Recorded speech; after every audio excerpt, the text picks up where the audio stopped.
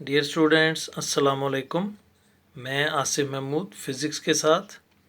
आज हम अपना नेक्स्ट टॉपिक देखते हैं फ़िज़िक्स में, और हमारा टॉपिक है variation of g with altitude. तो एल्टीट्यूड के साथ जी की वेरिएशन यानी तब्दीली। तो एल्टीट्यूड से क्या मुराद है? एल्टीट्यूड से मुराद है बुलंदी, यानी किसी जगह या किसी चीज़ की सतह समुंदर से बुलंदी को एल्टीट्यूड कहा जाता है। तो एल्टीट्यूड के बदलने से जी की वैल्यू बदल जाती है। इसको हम डिटेल से देखते हैं। हमने mess of the earth find करते हुए इक्वेशन को हमने इस तरह से हमारी इक्वेशन एक मरहले में आई थी, g is equal to capital G M E over R square. इस इक्वेशन से हमें पता चलता है कि जी की वैल्यू डिपेंड करती है, या जी की वैल्यू इन्वर्सली प्रोपोर्शनल है अर्थ के रेडियस के स्क्वायर के।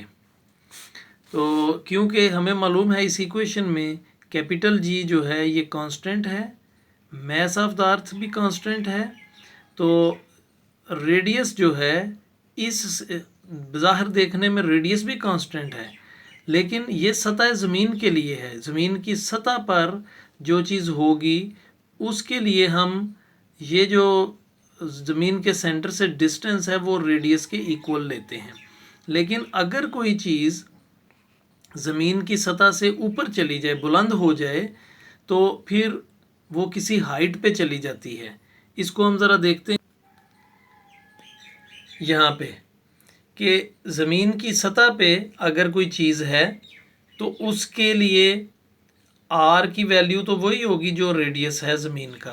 लेकिन अगर कोई बॉडी ज़मीन की सतह से बुलंद हो जाती है, मसलन एच बुलंदी पर, एच हाइट पर चली जाती है, तो उसके लिए ये इक्वेशन जो है ये इक्वेशन यहाँ पे फिर अब आर नहीं रहेगा बल्कि आर प्लस एच हो जाएगा, क्योंकि अब बॉडी का ज़मीन के सेंटर से डिस्टेंस आर के इक्वल नहीं है बल्कि आर प्लस एच के इक्वल है।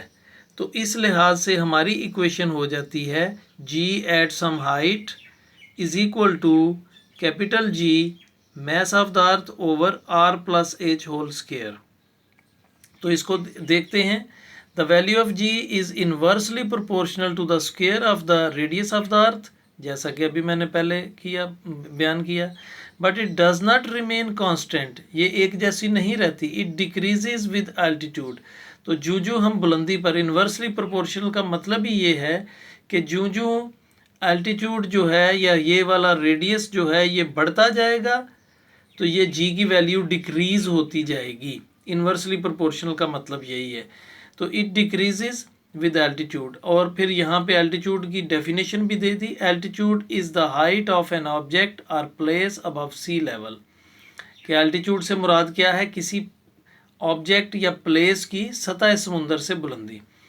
The value of g is greater eight C level. C level पे जी की वैल्यू सबसे ज़्यादा होती है देन एट दी हिल्स। और जो हम ऊपर बुलंदी की तरफ जाएं, मसलन पहाड़ पर जाएं, तो जी की वैल्यू कम हो जाती है। अब उसने यही कहा, consider a body of mass m at an altitude h. ये एल्टीट्यूड एच पर है। The distance of the body from the centre of the earth becomes R plus h. Therefore equation ये बन जाएगी जैसे अभी पहले हमने बताया।